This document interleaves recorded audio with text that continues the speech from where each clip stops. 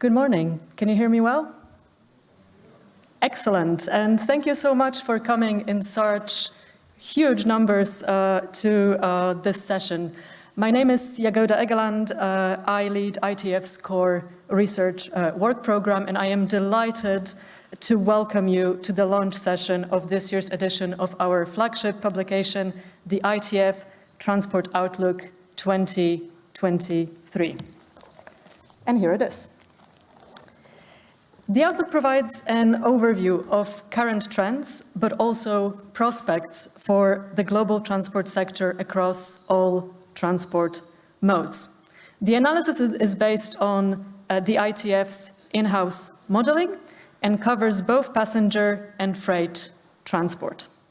What the Outlook does is examine the impact of different policy measures on global transport demand and emissions from now to 2050. This year, we placed particular focus on three aspects.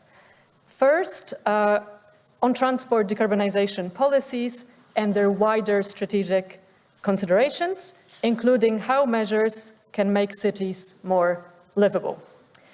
Secondly, we also zoomed in on infrastructure investment decisions and what different policy scenarios imply for them. Finally, we put stress on exploring regional differences. That's very important, of the impacts of the policies that we examined. The report analyzes two different policy scenarios, reflecting a current and a high ambition for the future of transport, using the ITF's 5 in-house models. So if you are familiar with the Outlook from previous editions, you may have remembered that we had 4 models, so urban and non-urban, passenger and freight demand, and for this year's edition, we developed a new fleet model, especially for the analysis in this year's Outlook. So in the current ambition scenario, we assume a world in which the policies to decarbonize transport continue along their current pathway. So this is, if you will, the world as we know it. And then in the high ambition scenario, we assume a world which accelerates the decarbonization of the transport sector, or if you will, the world that we would like to have. And the question is, how different are the resulting implications on the shape and the magnitude of global transport demand and the follow-on CO2 emissions in these two worlds? Well, we will shed more light on that in our session today. The session will start from my ITF colleagues, Orla McCarthy, the project lead for this year's edition, and Luis Martinez, who heads our modeling team, taking us through some of the key findings from this year's Outlook and some of the model advances that we have made to deliver it. We will then be joined by a panel of distinguished discussants who will share their perspectives on the themes covered in this year's Outlook. We will allow time for questions, so we hope that you indeed have many questions, and they will be taken both after the Outlook presentation and after our discussants have taken the floor. But if we do run out of time, and we actually hope that we will run out of time and that you do have many questions, you will be able to find the ITF team at the ITF stand over the course of the summit. So please come and see us and talk to us about the Outlook. And with that, I will hand over to Orla to present this year's Transport Outlook. Orla, congratulations on this year's edition, and over to you. Thank you.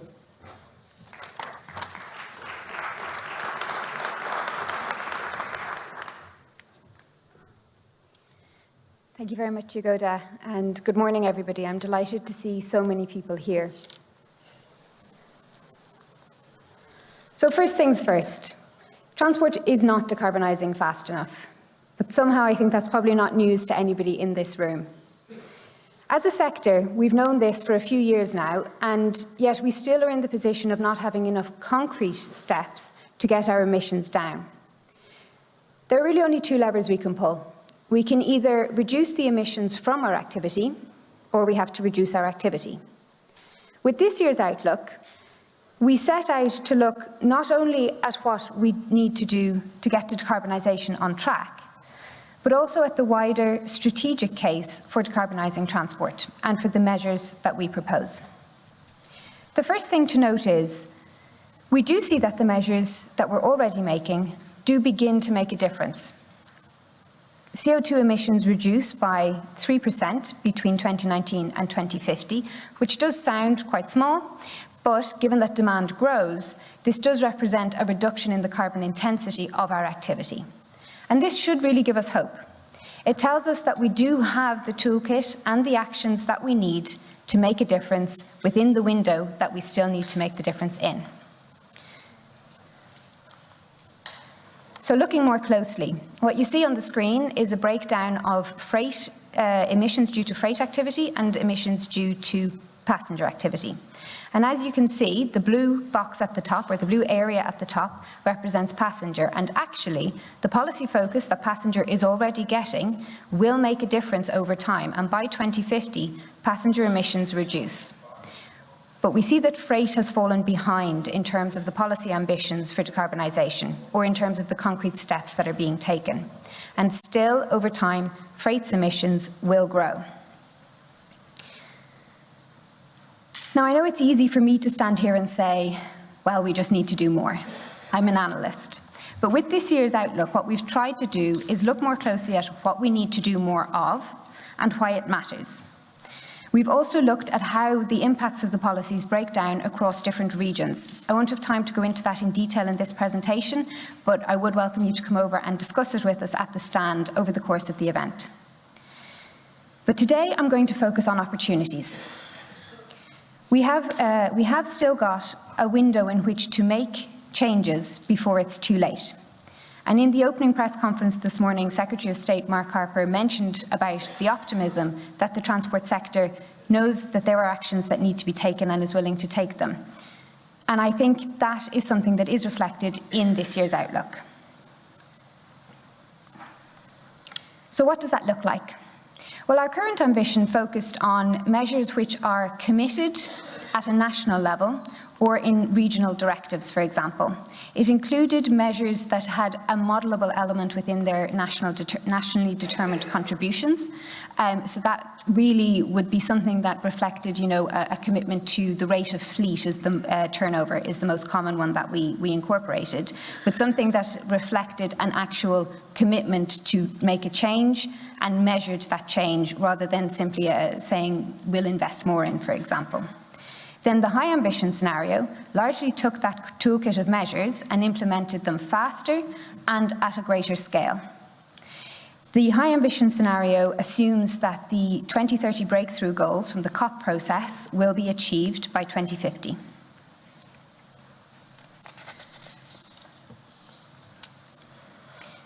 So what does the high ambition scenario really represent?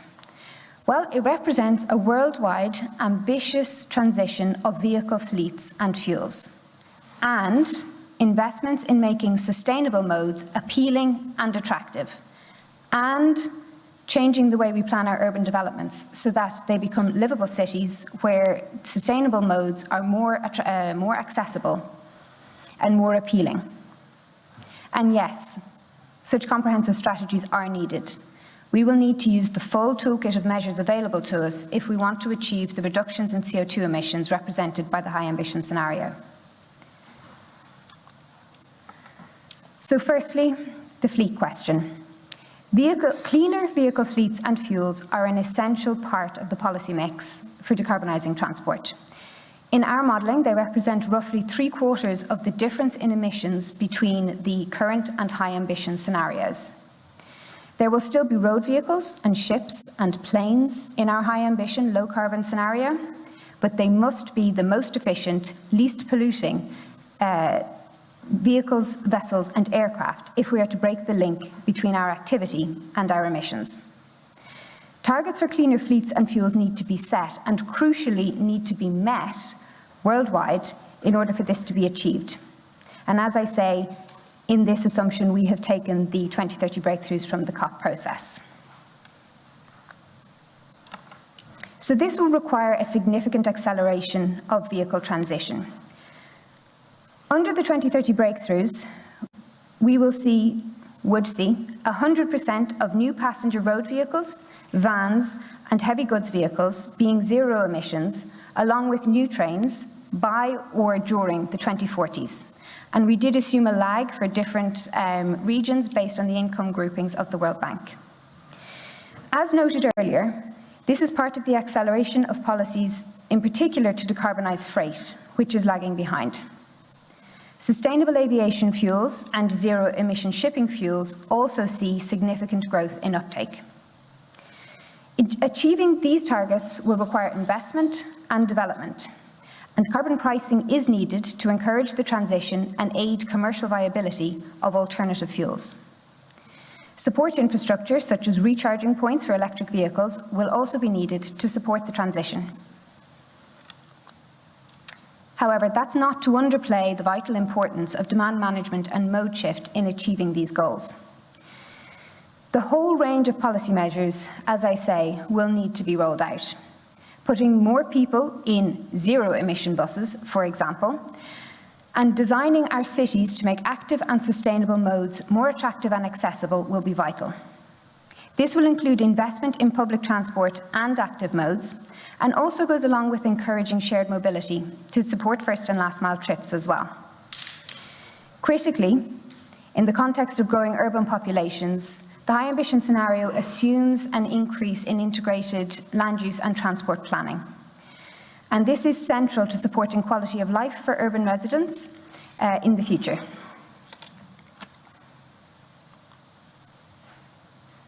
So, looking at the future. In 2050, congestion will be worse under the current ambition scenario. So if we carry on as we are, the congestion will be worse than under the high ambition scenario, with more space given over to private motor vehicles and under the current ambition scenario, apologies. The crash risk for pedestrians and cyclists will also be higher in 2050 if we carry on as we are, compared to the high ambition scenario. Under this high ambition, better active mobility infrastructure, lower speed limits, and greater use of more efficient public transport over private vehicles all contribute to reducing the crash risk between cyclists and pedestrians and cars. And while in the case of road safety, dedicated policies will still be needed, this is a part of that strategic case for decarbonisation actions. Decarbonisation policies can contribute to more policy objectives than solely reducing CO2 emissions. But speaking realistically, outside of urban settings, modal alternatives available will vary by distance. Long-haul international and intercity travel will rely on the transition to alternative fuels to decarbonise the activity. However, over shorter distances, there is scope for more collective travel modes such as coach and rail. Rail also plays an important role in regional passenger activity, so that's travel outside of cities but within domestic borders. With mode share growing for rail under both scenarios, which really underpins the importance of this mode in the future modal mix. For freight, greater efficiency will also be encouraged through high-capacity vehicles, intelligent transport systems and asset sharing, and improved operations at ports and pricing measures. The energy transition assumed under the high ambition scenario also reflects the low carbon trade scenario developed by our colleagues in the Environment Directorate at the OECD, and sees a reduction in the tonne kilometres needed to transport fossil fuels. So there's a double win. If we decarbonise the energy sector, we also begin to reduce the amount of freight activity due to that sector.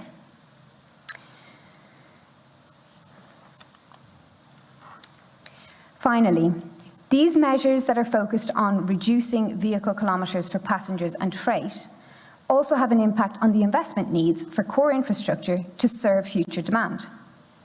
For the first time in this outlook, we have attempted to put some costings to the road and rail, port and airport capacity that are needed to cater to the demand projected under both scenarios. And we estimate that the investment needed for core infrastructure capacity will be roughly 5% lower under the high ambition scenario than it is under the current ambition.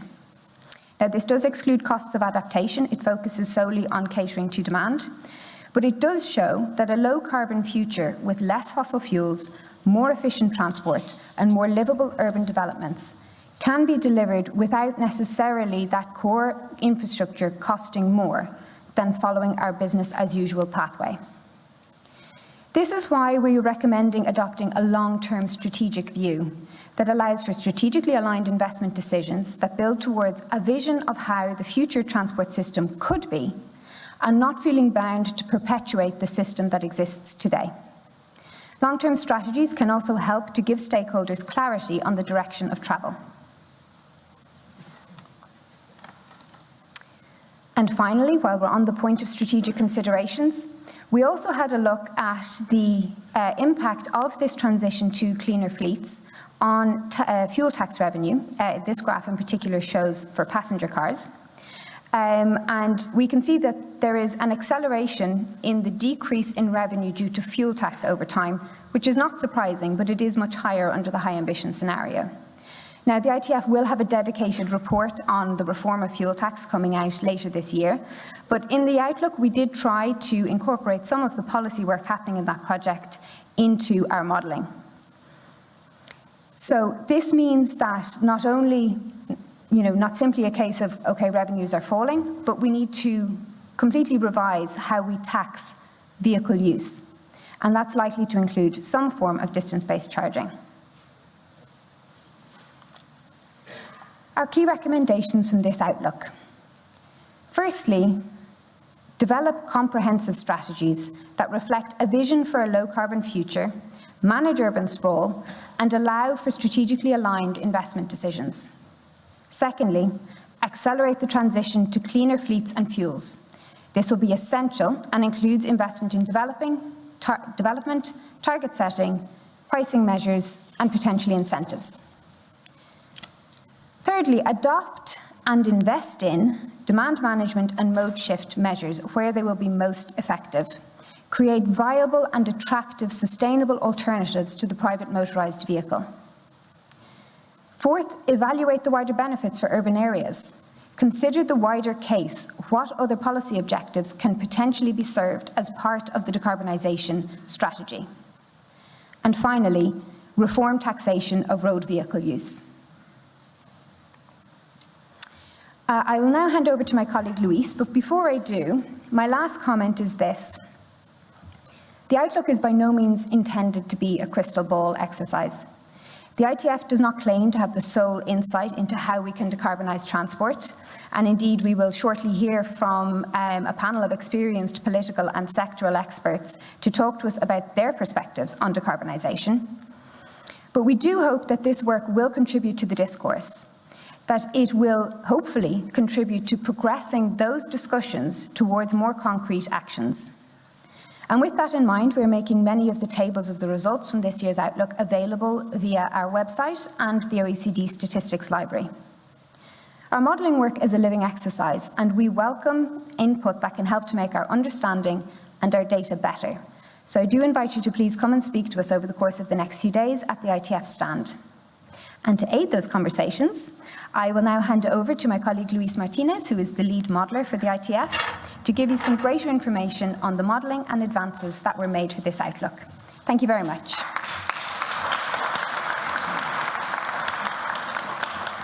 Thank you, Orla. Thank you, everyone, for being here. I wanted to present, we wanted to show how we are developing our modeling tools that are used to see the energy and transport activity that Orla just presented.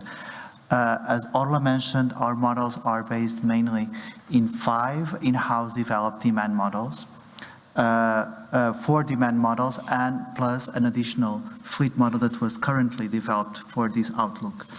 The model is based on a flow model stock and flow model that receives information from global assumptions, exogenous variables from partners institutions that go either on the GDP or economic development, population, but also energy prices. And we factor in all the policies or measures that we can assess as possible in the next 30, 40 years to be introduced, either that can be classified as exogenous factors or technological developments, economic instruments or improvements of efficiency, regulations, etc. We have a large tool of measures that can also be assessed on the catalog of measures that we have available.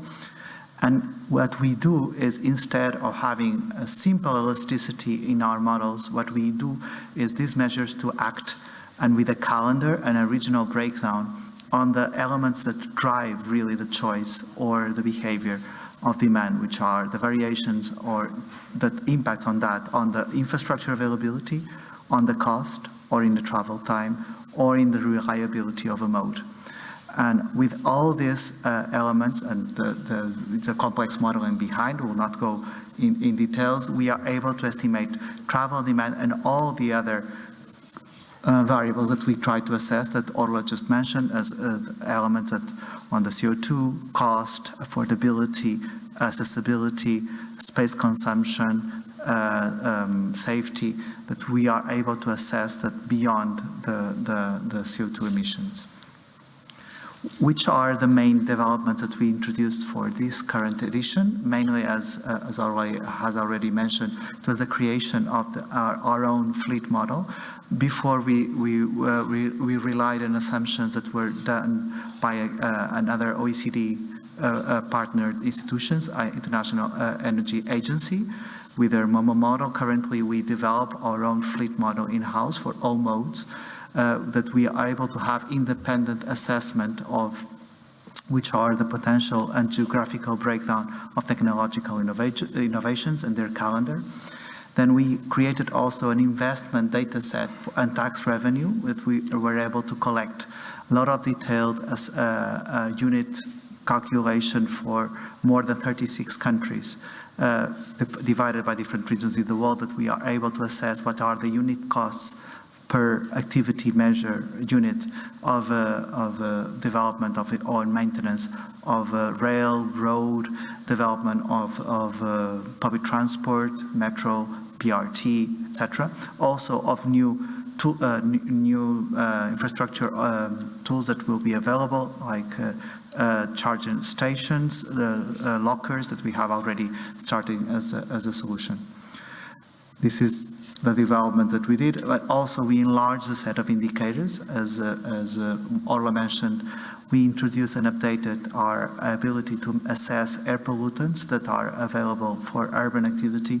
We assess connectivity, accessibility, road safety as a first addition, and that we assess this, on the urban scale.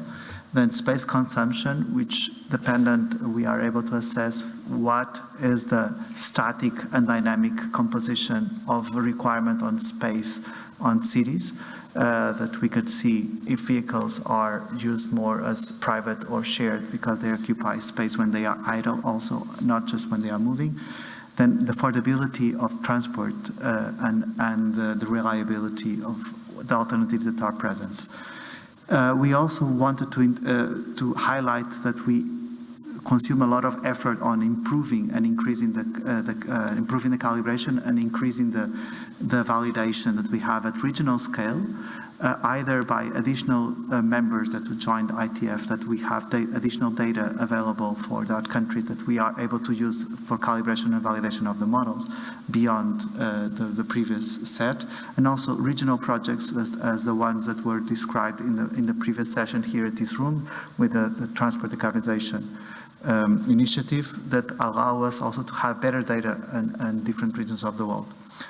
Then after this, I just wanted to show a little bit of the capacities of the detail of, because what we show normally in the Transport Outlook edition, it's much more the aggregate results and the policy takeaways that we can extract. But there is a really detailed model behind that is able to estimate traffic activity or freight activity at different ports, different links of freight, of rail, road, different waterways, then we can show, and how they are expected to evolve in the future, where we can see, for example, a big increase of requirement of capacity, either in Asia or in China or in India, but also still in the US and in some locations in Latin America and Africa. But also when we see in cities, we can also assess in detail where passenger activity is expected to happen geographically, in which cities, the composition, and also where the increase of passenger activity given the population, but also the sprawl of the cities that we are assessing with the model, it's expected to evolve in the future. And there is a lot of potential on details that we want also to raise, and we have as a continuous work in each outlook to improve the scope and the depth of our models, and for that we also need contribution of countries to provide us data, and of course this is super important for us to have the most comprehensive validation and calibration that we can.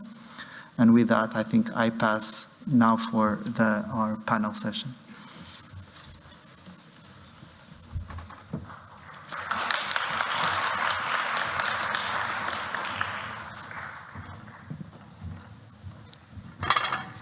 All right, super. Thank you very much. So now we get to hear from some other people about their perspectives on decarbonisation. And can I just check, did Amanda join us while we were presenting? No. Okay, so unfortunately, we have had a slight change to the speaker lineup. We will have Michael Berube and Lucy Anderton join us on stage, and we have a video intervention from Swati D'Souza as well. Unfortunately, Amanda was unable to make it this morning. So I'd like to invite now Michael Berube, Deputy Assistant Secretary for Sustainable Transportation at the Department of Energy in the USA, and Lucy Anderton, the Head of Sustainable Development at the International Union of Railways, UIC. Thank you both very much for joining us.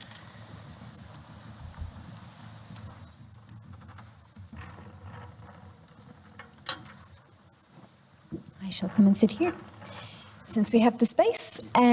So thank you for joining us today to discuss decarbonisation policies from two different perspectives. So Michael, perhaps we could start with you. I spoke several times about the need for strategies and strategic planning, and perhaps you could start by giving us your perspectives, given the recent launch of the National Blueprint for Decarbonisation in the USA, on precisely that topic, please. Excellent. Thank you very much. My name is Michael Berube. I'm the Deputy Assistant Secretary for Sustainable Transportation in the U.S. Department of Energy, and I coordinate our overall transportation decarbonization strategy across all of the U.S. government agencies. So, as you mentioned, in January this year, importantly across multiple agencies, energy, transportation, environmental, and housing, along with of course, support from the White House, the administration, we issued the first comprehensive transportation decarbonization strategy. I think it's well aligned with the high ambition case that you laid out. It sets very clearly the goal and the plan to get to complete decarbonization across all of transportation. Our focus is not just to set out an ambition, but in the work of not just that one document, but it's really the ongoing work, is to lay out a real plan. What are all the steps that need to happen, whether it be light duty, heavy duty, the non-road sector, aviation, agricultural construction, rail, maritime, so every piece. It is very much a holistic plan. So one of the key things that I think is important for us is in laying out a strategy, we looked at not only all the transportation modes at the same time, but also the power sector, as well, and really developed what we thought was a practical plan, one that would align with market forces, that would align with realistic technology penetrations. And in my team, we have a lot of the responsibility for developing a lot of the technologies along with industry folks, of course, as well. But so we have, I think, a pretty good line of sight to where the technologies can be, recognizing cost realities as well, and recognizing resource constraints, so that there's only, for example, so much available low carbon resources to make liquid fuels. You can't put it in every sector. So where's the primary place? So in that, we basically lay out a plan to get light duty vehicles to full battery electrification. In the medium and heavy duty market, a mix of battery and hydrogen fuel cells, with hydrogen fuel cells really taking in the long haul truck, which in the United States is, while it's a smaller percent of vehicles, it's half of the energy used in the freight movement. I will say, I'll be interested in the rail discussion, rail and maritime. We are working aggressively with industry. The mixture of technology paths there are not quite as clear. For aviation, we are very focused on achieving 100% sustainable aviation fuel to cover the entire U.S. market, 3 billion gallons by 2030, 35 billion gallons by 2050.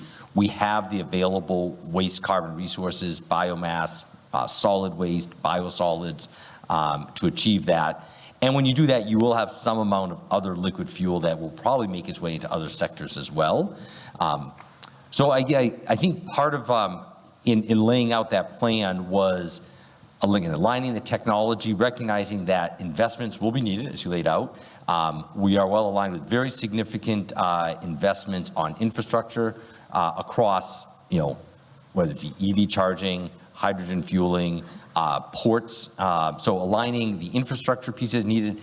Even with substantial government investment, though, the vast majority of the investment will still come from the private sector. So hence why we believe we can't just regulate our way to that number. To achieve that amount of decarbonization, you impact every business, every household, every person.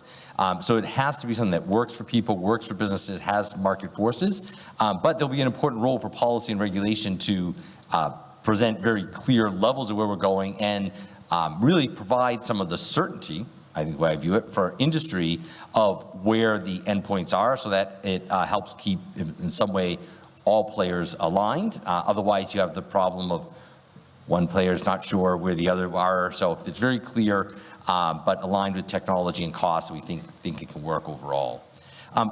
Maybe the last point I will say is, I think the perspective you and Luis brought on looking holistically, not just at decarbonizing the fuel in the vehicles, is important.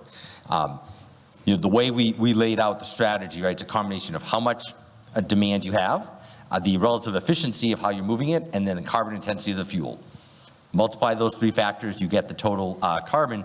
If you want to get to zero, one of those has to go to zero, or they have to all get really, really small. Practically speaking, you have to get the fuel, the carbon intensity close to zero across them. However, given the resource needs of that, the renewable electricity, the battery and critical minerals, we absolutely need to do everything we can to help both manage demand and improve efficiency. So in the case of aviation, our strategy really, we are working towards about a 30% improvement in the efficiency of aircraft. That includes some amount of electric assist in aircraft, airframe redesign, but that then really makes the goal a lot easier for how much sustainable aviation fuel. Similar with, I think, cars, trucks, if we can manage the demand and continue the efficiency on the vehicles themselves, there's that much less batteries and critical minerals that will be needed. So with that, I'll pause. We have some time for questions after. All right, super. Thank you very much. And as you say, we will have time for questions after, so we can come back to that. But Lucy, looking at things from a sectoral perspective, so specifically the rail sector, perhaps you could give us your thoughts on what you think the future role of rail is. I touched on it there, but more broadly from the UIC's perspective, where does rail sit in the future transport mix? Yeah, thanks. So my name's Lucy Anderton, leading sustainability for the International Union of Railways, and so we have members all around the world, including in the States, of course. So, and we're able to sort of see in all the regions what the kind of evolving and future role of railways are, and really we see in all those world regions a real transformational potential for rail in transforming the mobility system overall, because I mean, first of all, rail is transforming in itself. It's really changing in that it's already the most electrified mode of transport globally. So we're around 32% average, but that, of course, regionally varies a lot. It's less than 1% in the States, but of course, it's more than 50% in Europe. So there's a lot to learn across regions, but already highly electrified, and of course, the most low carbon intensity of the motorized transport as well. So it's really got a lot of potential and is transforming already. Our members, in fact, they give us data every year, and we see year-on-year energy efficiency getting even better. So that intensity is dropping. So something like 25% of energy intensity has dropped over the last 15 years in our members. So and that's through electrification, but also digitalization, automation, and some technologies such as regenerative braking, for example, or eco-driving software that people are using now. So some really exciting change happening in rail. And where overhead lines aren't suitable, then we've already got commercially in use battery electric and hydrogen trains running already, or in late development in most regions across the world already. So it's really, given the right investment, rail will be the first to get to net zero, indeed, in terms of the motorised transport. So that's really why the most important thing that rail can do is to attract more traffic, so to bring a modal shift for both passengers as well as freight. It can do a really important thing there. And so that shift from primarily where we've got a road-based mobility system to rail becoming a stronger backbone to the system could bring some real dramatic change. And those kind of co-benefits that you're bringing into your model now, it's really great to see that being considered more, because air quality, congestion, urban sprawl, and social inclusion issues can really need to be part of how we decarbonise, because it's not just that we decarbonise, but what kind of decarbonisation do we want? And I think it's really important to bring in those kind of co-benefits. And so, but the shift needs to happen really rapidly. We can see that this is not something we can think about for too much longer, I think. And your colleagues in IEA that we work with tell us that this decade, rail needs to take about at least 40% more market share to be on that sort of trajectory to achieve Paris Agreement. So there's quite a big shift, because actually in the last 10 years, it's not moved much at all.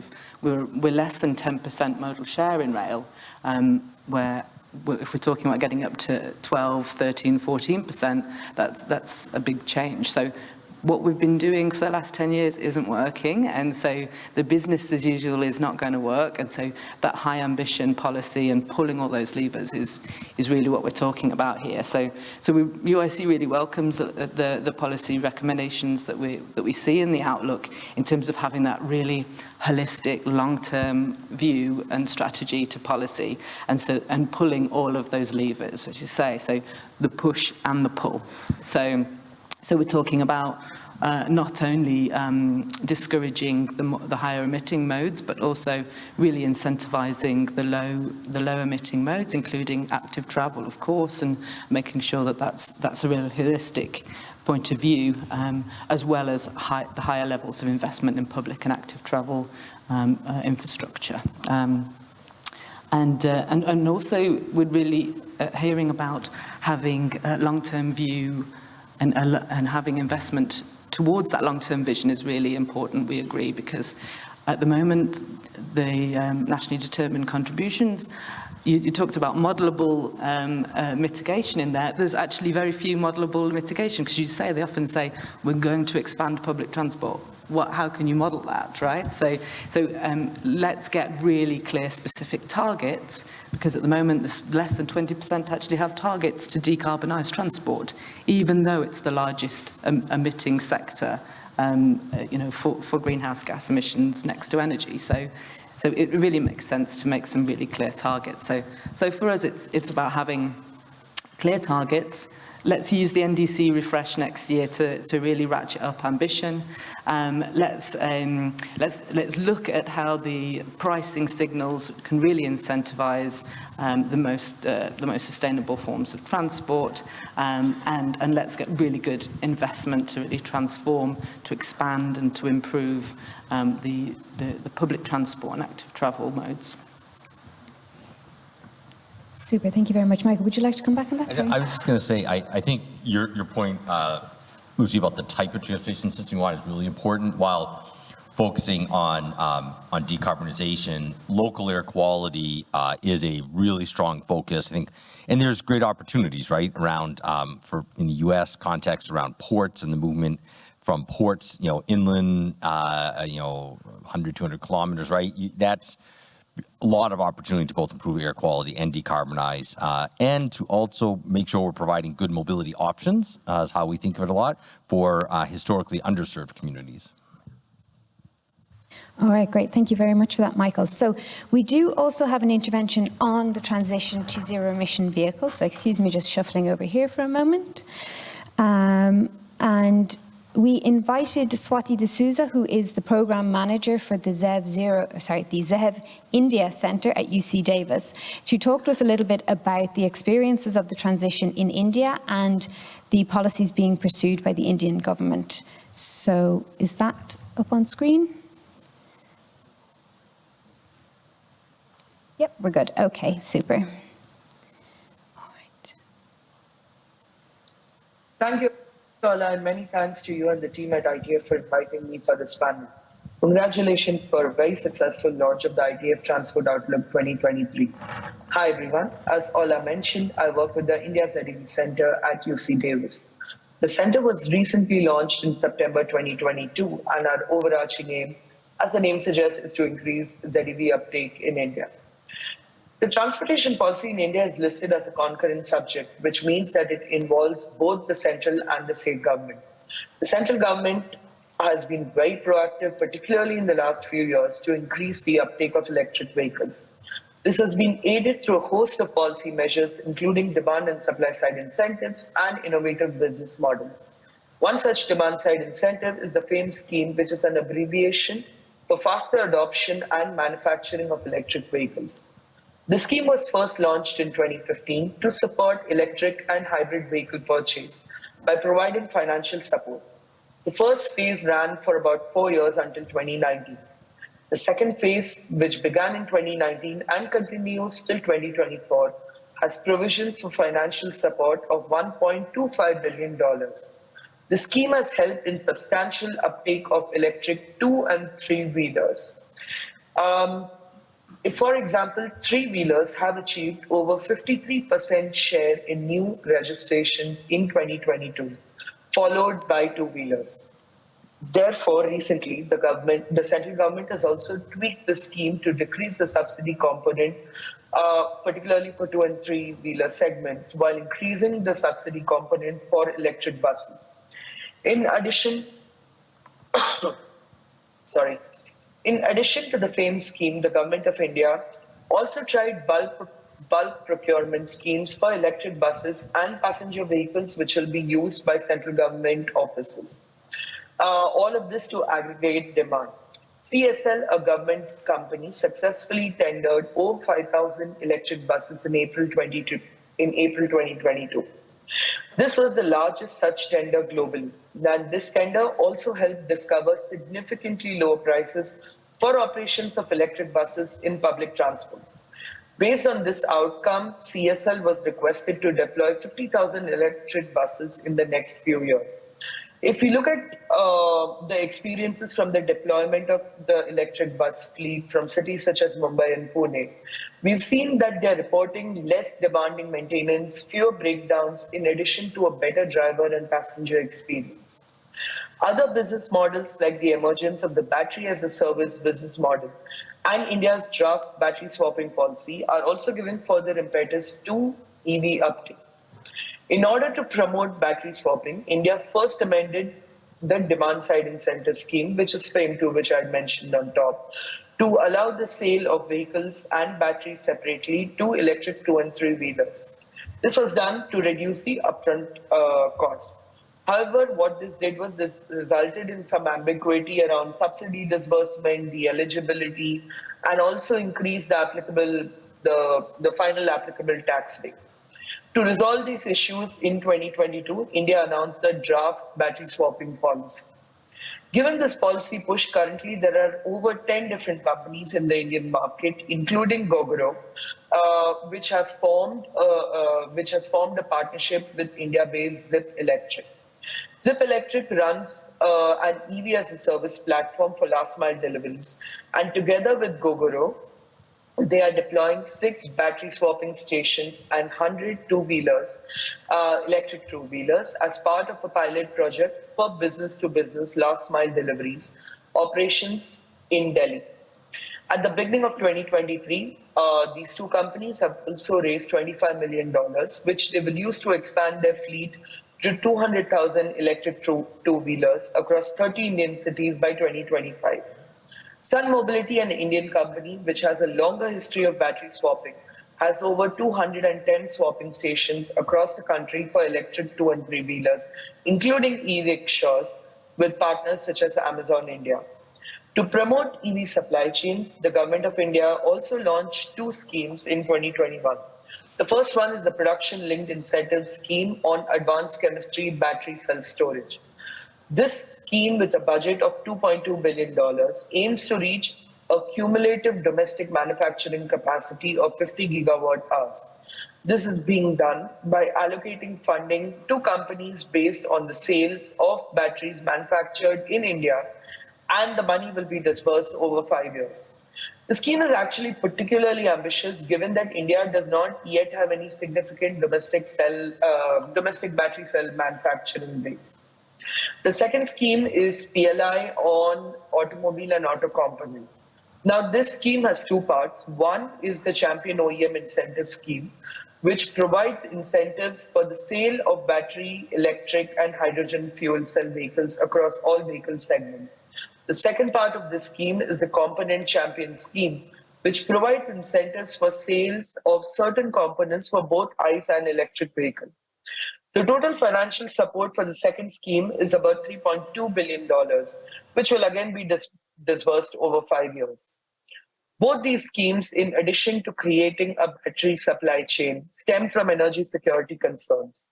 In 2020-2021, India imported lithium-ion cells worth $1 billion, more than 95% of which were from Hong Kong and China.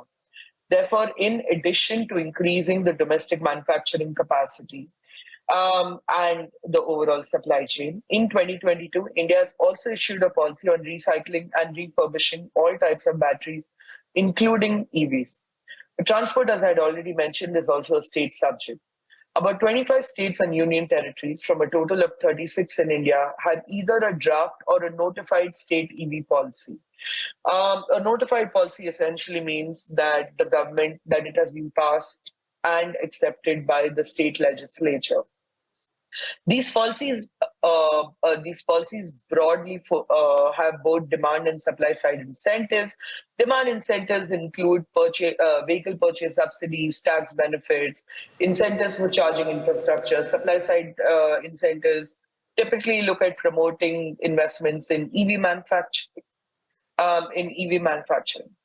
Now, of these, about 18 states have notified their policies, most of which were actually notified between 2019 and 2021. Therefore, in addition to national level policies, these state level policies also act as a complementary measure to increase EV uptake. For example, in Feb 2023, Tamil Nadu, which is a state in southern India, introduced a target of 30% of their bus fleet to be electric by 2030 as a part of a broader strategy to promote EVs and supporting infrastructure. Delhi is currently undertaking an extensive review of its fleet policy to introduce a graded system to transition the existing and new fleet vehicles to electric by 2030. On battery swapping, the Delhi government also has an incentive that stipulates an even distribution of subsidy between the vehicle owners and the energy operator, and an allocation of land for the establishment of swapping points with favorable conditions. Other states are also providing up to 25% capital subsidy for stations that meet certain eligibility criteria. Therefore, while India may not have a sectoral target or a national target for electric vehicles, there are a number of policy measures that are being undertaken at different levels of the government to increase the share of electric vehicle in total vehicle sales in the country. Thank you so much.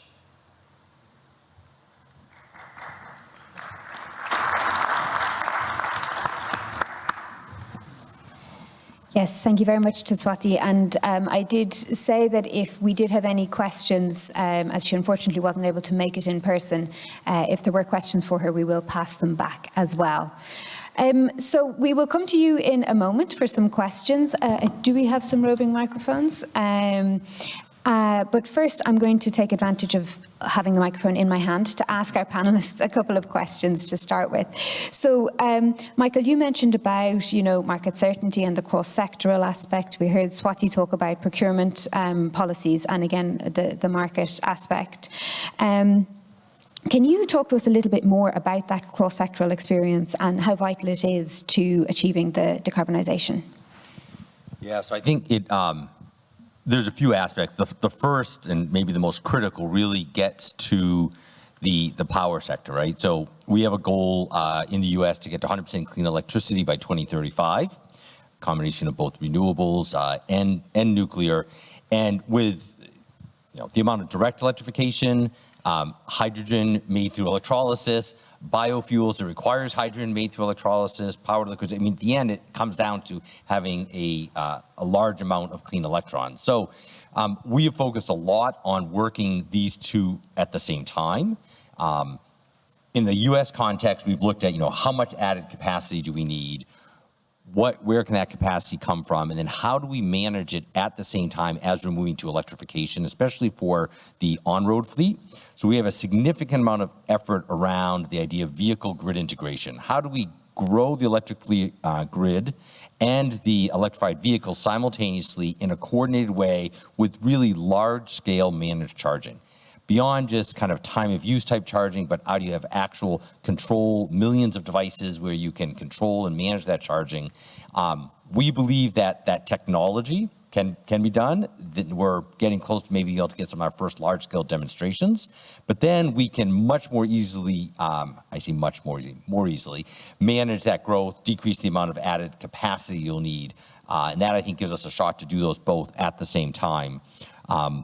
But it then continues to batteries and critical minerals, right? The world's going to need a tremendous amount of those, given the amount of battery electrification in all these modes. We are focused on a number of things, recycling we believe long-term will supply 40% of the materials coming in, so that decreases demand, as well as developing new battery chemistries. I mean, already today's battery chemistries have reduced the amount of cobalt needed dramatically. That will continue to go down as those batteries work through the market, but then all new chemistries that are much low critical minerals. So that's a second big integrated kind of resource piece.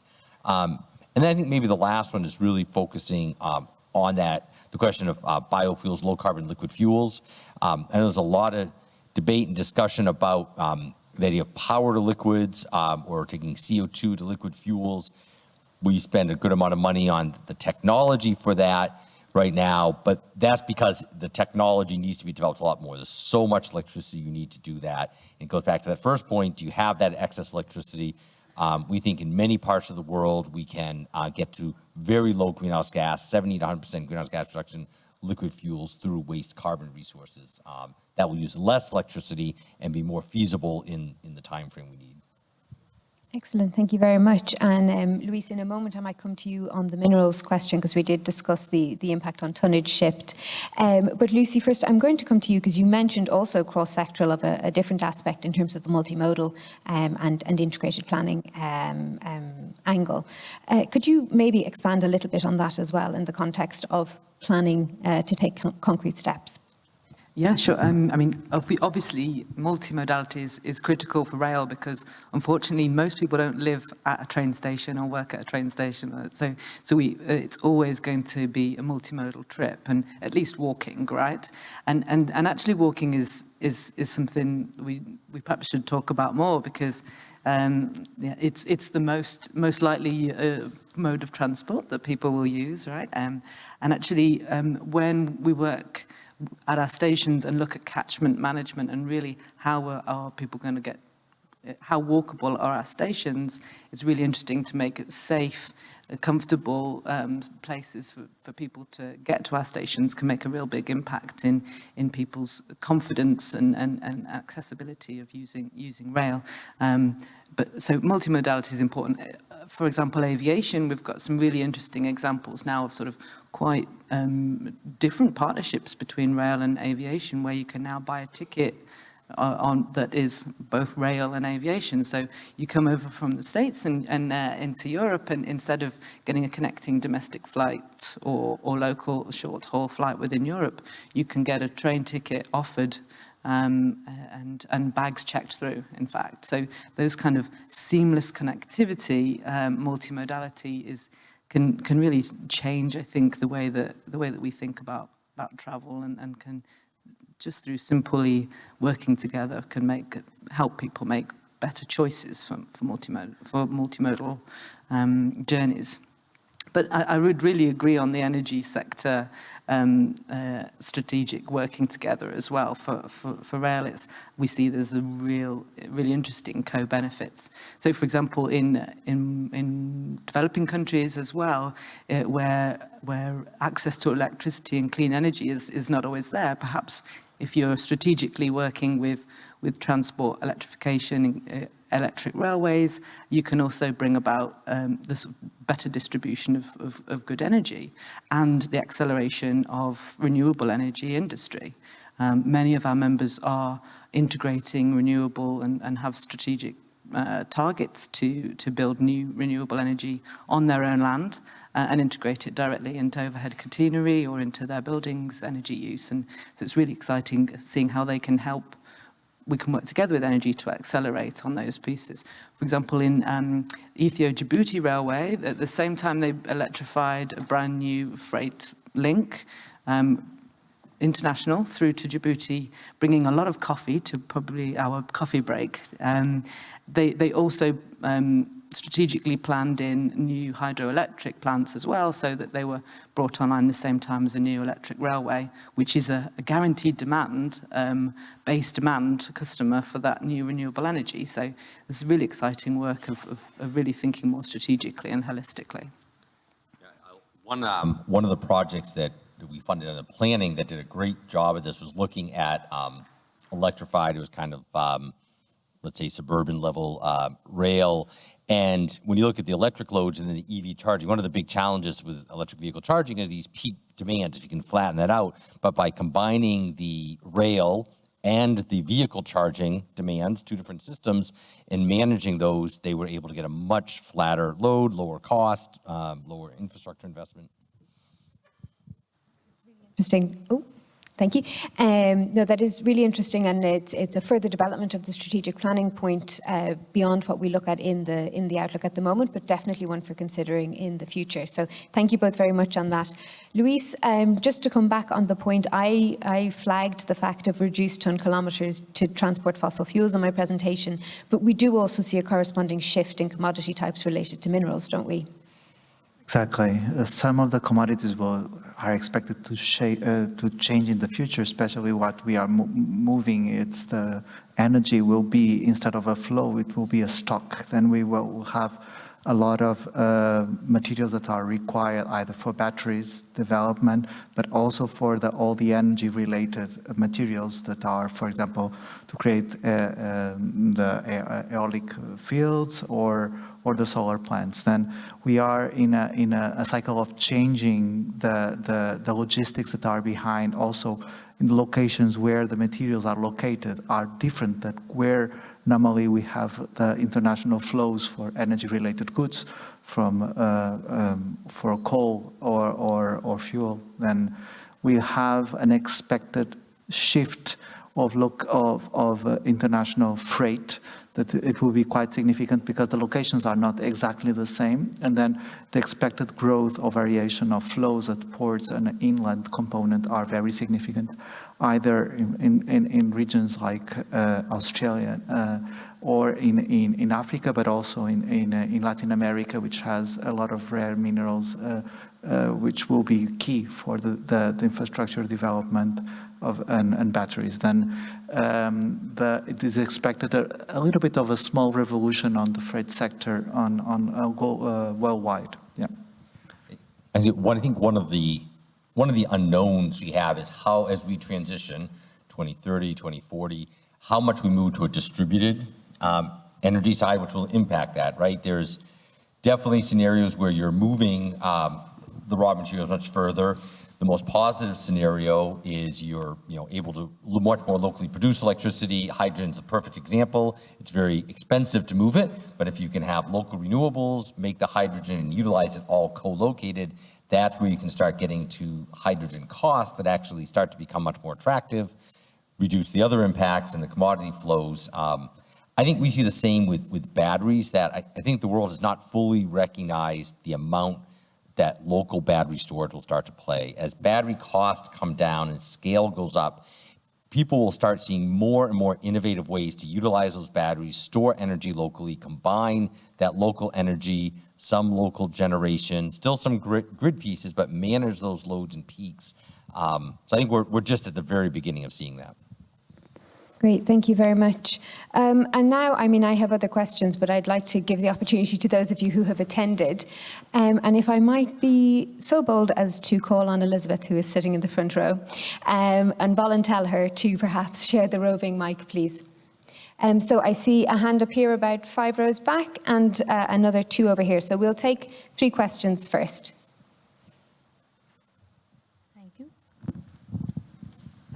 It was 3rd row here and the front row here. Yeah. I'm Deepthi from Trip Center IIT Delhi. Excellent work, and especially I would really like to comment upon the way you have used trip lengths as a determinant of what should be the model share, rather than talking about that overall model share should be XYZ. But on top of that, I have few comments and maybe inviting some answers from the panels. First is related to the vehicle fleet transition, and if we are trying to encourage that, are we trying to have more end-of-life vehicles in our society? And then are we pushing our society to be more resource-intensive and carbon-intensive? While in case of developing countries, especially India, we do have second-hand market, but what will happen in case of the other developed part of the world? That is question 1. Second question is to you, Lucy. How do you see incentivizing the low-carbon mobility choice, especially walking? Because we do know how to disincentivize mobility by personal vehicles, but I don't know what could be the incentives for people who walk. Third is related to the strategy of taxing vehicle kilometers. Amazing strategy that can help discourage people to not use personal vehicles.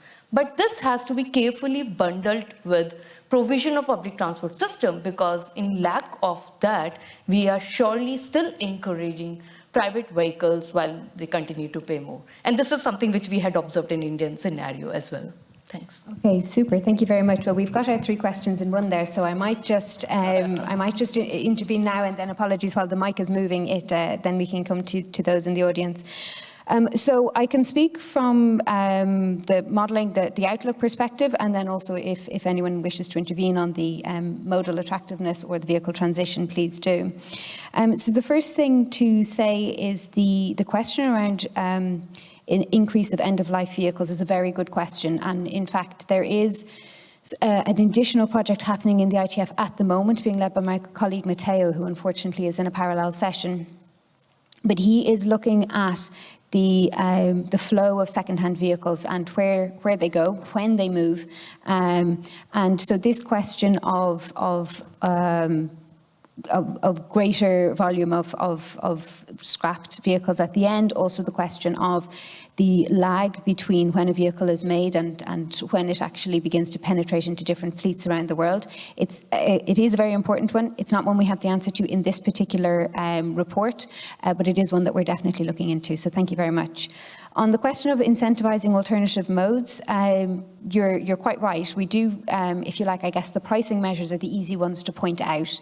But in fact, in the scenario that we've assumed, the high ambition scenario, which is detailed, including phasing, by the way, so what we assumed in 2020s, 30s and 40s in the full report, we included the improvement in urban planning. So that is, more transit-oriented design, shorter trip lengths for that reason. And one thing to note is that in most cities, in the cities of most regions, I should say, we saw a reduction in between 8 and 15% in passenger kilometres for a corresponding reduction of only about 1% of trips per capita in 2050. The exceptions being Europe and the US, UCAN, so that's the US, Canada, Australia and New Zealand. And there we saw 3 and 4% reductions in trips per capita, but still significantly less than the passenger kilometre reductions because of this better urban planning. We also have investment in public transport, investment in active mobility infrastructure, and investment in integrated ticketing. So, Lucy spoke about the seamless experience. This convenience, this aspect of being able to move more comfortably between modes and having viable alternatives, which does include shared mobility. So we do have a section in the chapter that looks at the reduction in vehicle kilometres under different investment scenarios, one of which is solely public transport, the other is with integrated ticketing and shared mobility. And we see a greater reduction in private vehicle kilometres under that second grouping. So I would say pricing is the sort of the headline one, the one that people always spot, and the disincentives, as you say, but we do have a lot of incentives and improvement. And really that whole chapter is about creating viable and attractive choices. It's not simply about pushing people. And then to your final point on pricing, yes, we do recommend using money generated through different forms of pricing to improve, to feed that investment that we also assume in public transport and active mobility. So it is kind of circular there. And again, this comes back to the strategic planning and giving certainty to those who would be using the different services or who would be affected by the taxation of the vehicle use. So I apologise, because I realise I should have split that and had questions on the Outlook before we invited you on stage. But would either of you like to come in on the points raised? I'll just, two quick ones. I think your point about choice is key, right? We have to provide people with better choices. Kind of explained that as well. Better choices will ultimately probably be your biggest lever versus trying to force people in something that doesn't work for them. And just one thing I was thinking, in the US context, when we developed our transportation decarbonization blueprint, I think it's very interesting. It was not, energy, transportation, environmental agencies you'd expect, but also the Housing and Urban Development Agency, which is a separate federal agency, was the fourth agency in there, just recognizing some of these points. One, you can't have affordable housing if you don't have affordable transportation, but if you want to have addressed demand, you got to, tie in where people live in the urban development side. Okay, excellent. Thank you. I mean, I would just say what you just said, Ola, especially the transit-oriented development, I think, is really key. And when we're talking about investing in active travel infrastructure, it's making it safe and more accessible for people of different physical abilities and impairments, things like that. So I think so that people can confidently travel by foot to access public transport. Super, thank you. Did you want to? I just wanted to raise one thing that is quite key on this, because when we are trying to get always targets and policies, we are expecting what is the percentage of reduction already on demand, but we have to assess what is the impact on the intermediate elements that drive the choice, which will be cost, travel time, convenience, availability, and we have is to try to, when we get the targets, to go to these levels and then assess through models or get the methodology to go through the intermediate variables to the final objective, because otherwise the expected outcomes that you are measuring without any background, they can be completely out of scope or reality. Great, thank you. And now thank you to the patients for those two who waited to ask their question. So I think first this gentleman in the third row, and then I think here in the front afterwards. Thank you very much. Dumitru Fornea is my name. I'm from European Economic and Social Committee.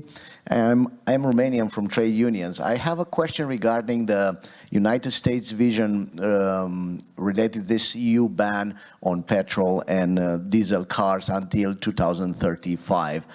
This will be a measure that might be replicated also in the United States.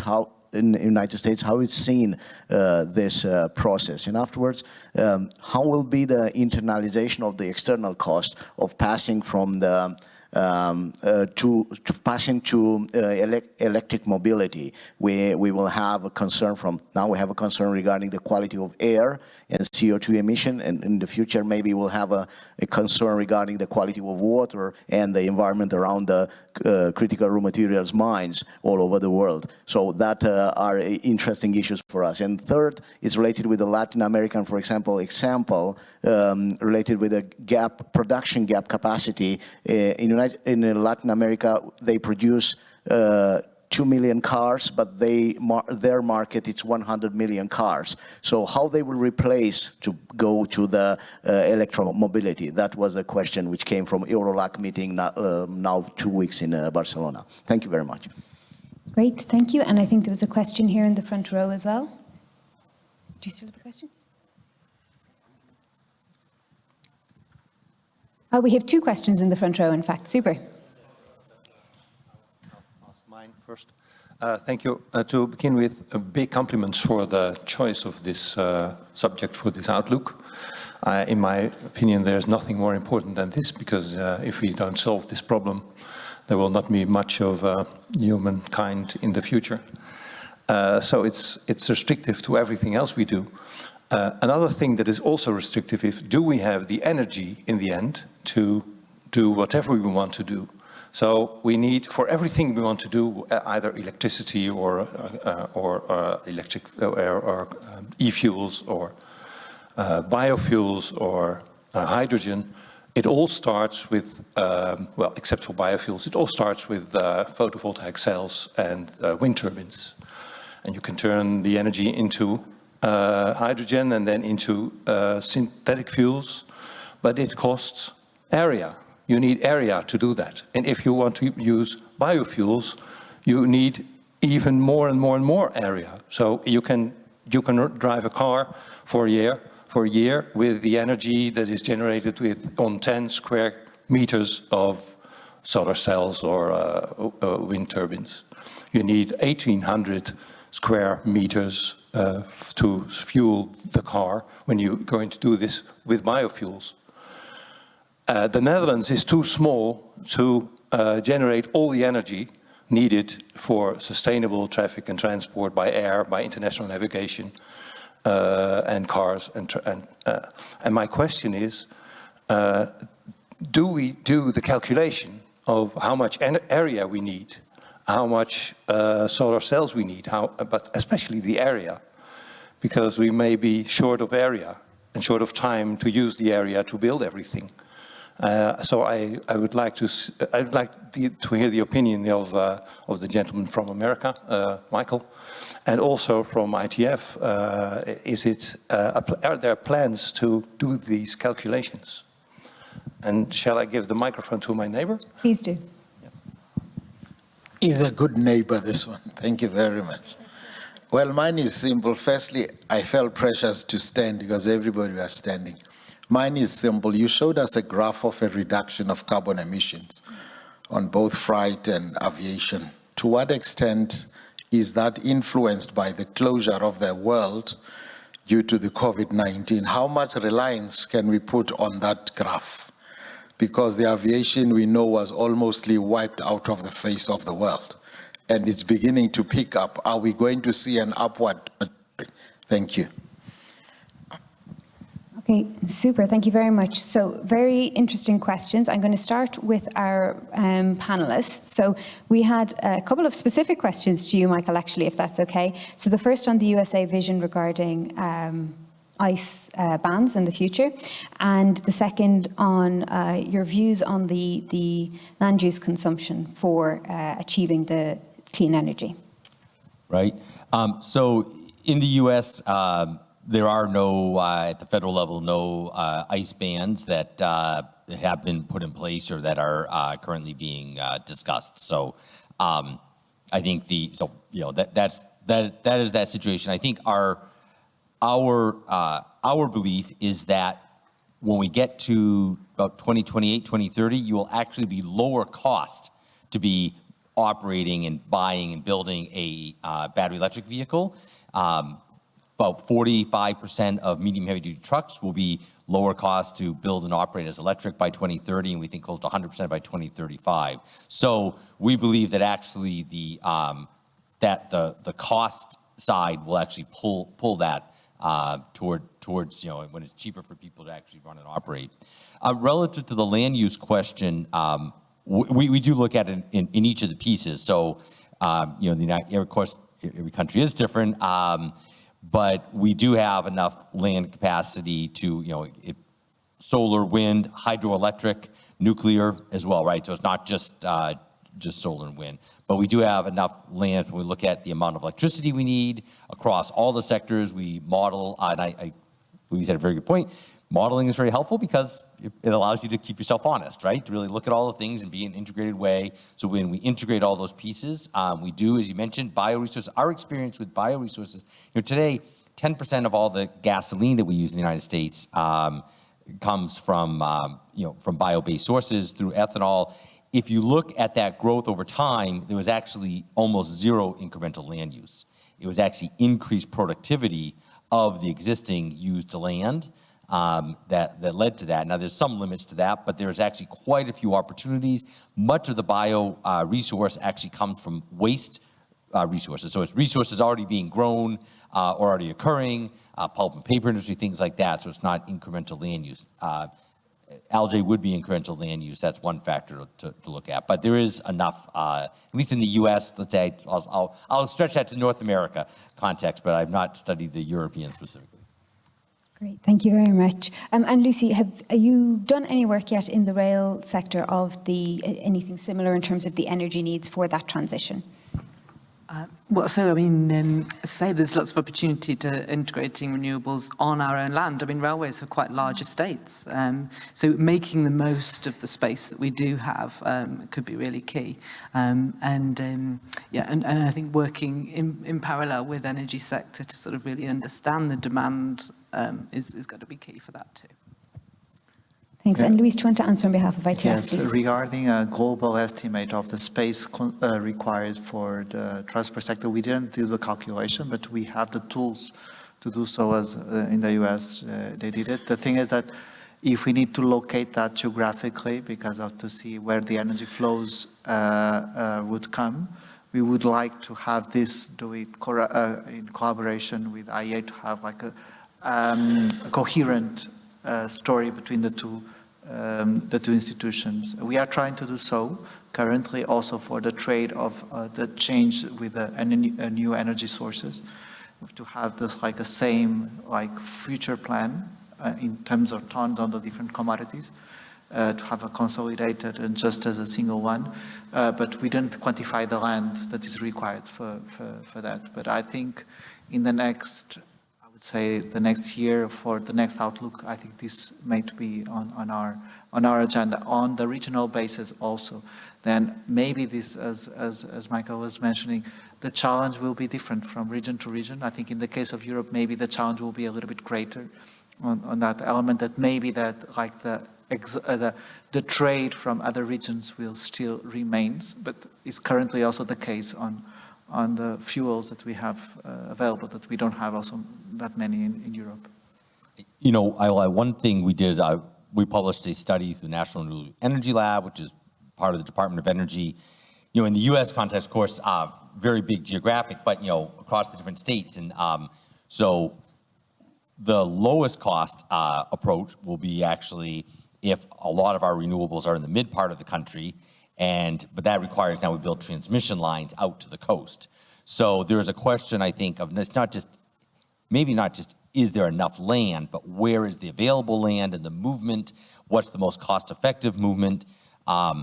You can use hydrogen, long-duration hydrogen storage. It's amazing when you look, there's a lot of salt caverns, old salt caverns, basically, that you can store hydrogen in, but now that gets more costly, right? So your cost of electricity goes up if you have to use that approach. So there are, but the study that we did looking at pathways to 100%, saying, assuming we're gonna get to 100%, what's the most cost-effective way? Where would the generations be? We modeled all those pieces. And it does say the cheapest way is, for the US context, is renewables in the mid part of the country moved out to the coast, but you need transmission lines for that. Great, thank you very much. And then I might just take the other 2 points. So the first on the question of production gap and fleet penetration in Latin America. So again, we will be doing this project that looks at the flow of second-hand vehicles, and that will look at fleet penetration as well. So it's not something that we specifically examined in this outlook. Unfortunately, there is a limit to how much we can cover in one single report. And the second question was on the extent to which the restrictions during COVID fed into the high ambition scenarios. So in actual fact, the first section of the report, of the full report, includes a description of kind of if we knew now or if we knew then what we know now on COVID, and how our assumptions in 2021 actually played out in terms of what the real impact observed was on demand. And in 2020, we only see about a 10% dip in emissions due to the restrictions brought in during COVID. But it goes back up again. So we have allowed for the recovery, the economic recovery, the activity recovery that we've seen happening faster than we had assumed in 2021 over the last few years. And so it does actually go back up and slightly exceed activity and emissions levels before it starts to come down again under the high ambition scenario. Having said that, we did make some assumptions around the level of acceptability of teleworking and increase in investment in active travel, for example, but we aren't treating those as reactions to the pandemic anymore. We're kind of saying they've either been normalized or not, that they're no longer reactive policies, but they're a decision to be a policy on teleworking, for example, or active travel. So it's not, I think if I understand your question correctly, you're asking, did we take the COVID levels of demand and emissions as our starting point? And we didn't. We do reflect them in the results, but we assumed a rebound afterwards.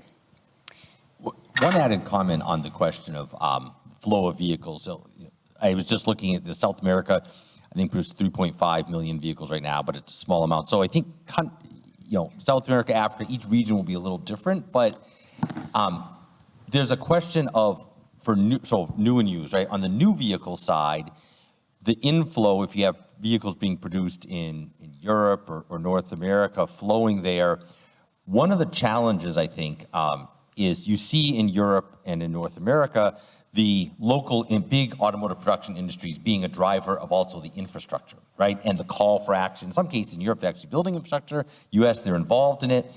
So if you have, in South America in particular, if you don't have it as indigenous an automotive production industry, does there not be as clear or as loud a signal for building the infrastructure quickly that then has this negative feedback?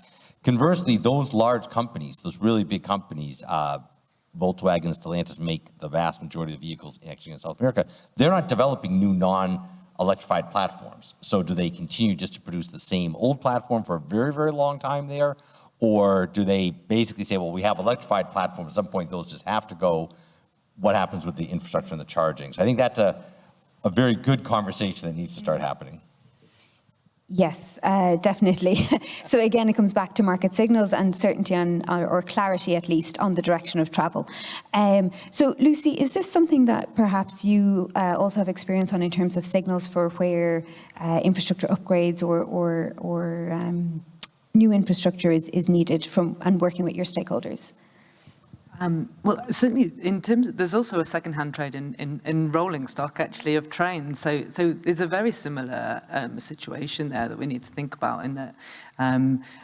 But do we want the cascade of diesel trains going to developing countries, or do we want them to leapfrog that technology and have new modern forms of propulsion. So I think there is definitely a conversation around that market that we need to look at more.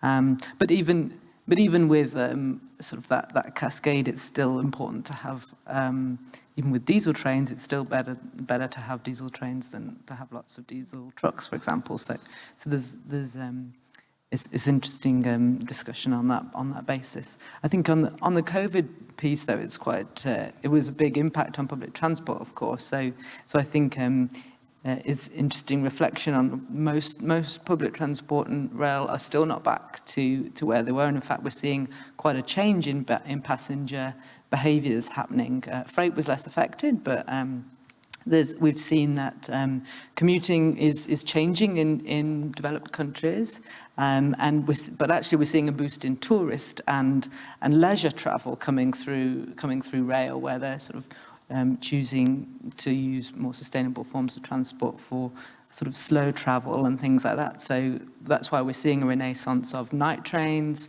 and high-speed trains for sort of those longer distance for travel, for tourism and business travel. So there's an interesting change, and we really need to sort of think about the future needs of public transport and rail in a different way than perhaps we have traditionally in the past.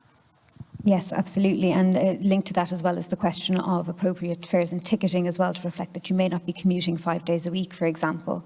So thank you very much for that. Luis, you just wanted to come in on, I think, the COVID point. I just wanted to highlight one thing that is geographically different when the reaction of COVID. That we had a demand reaction as a protection, as Lucy was mentioning, on some users taking longer to recover the previous values from public transport demand. But it's also another part, which is the supply availability.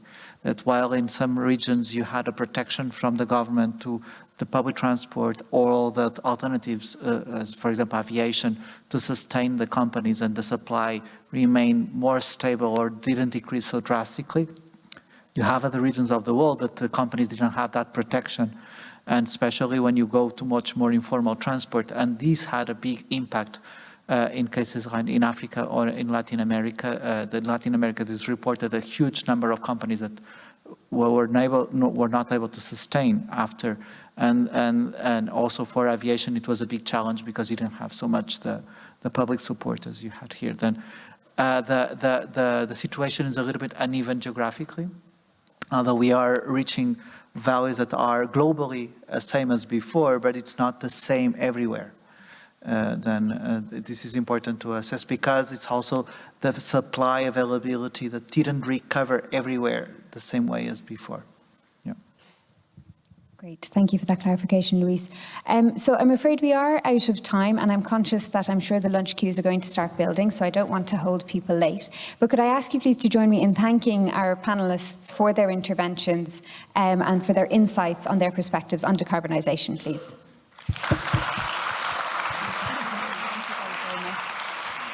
And thank you all for your interest and for staying for the full session. I hope you have a great event and a great day.